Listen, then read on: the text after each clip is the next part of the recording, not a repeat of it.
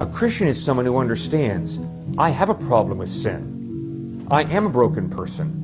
At times I do experience unhappiness and even depression and disappointment.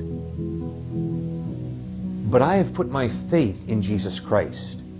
And I am going to heaven not because I am better than atheists, not because I live a better life than Buddhists or Hindus or Muslims. No, I'm going to heaven because of the grace of God, because God in His love sent His only Son Jesus to bleed and die on a cross for my sin, and I've put my faith in Him. Well, why, Cliff? Why do some atheists live better lives than some Christians? Because a big part of who you and I are has been put together by our family of origin. Your mom and dad, my mom and dad, your single parent, they might have done a good job, they might have done a lousy job.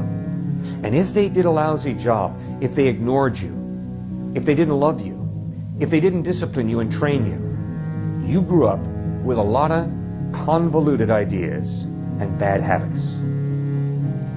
Now, when a person who grows up in that kind of environment comes to faith in Christ, they begin the process of allowing Christ to change them. But friends, that's a lifelong process. That doesn't happen overnight. And so at times, atheists who grew up in secure homes or who have simply made a lot of responsible decisions in life will live better lives than some Christians. You see, a Christian is not someone who's better than everybody else.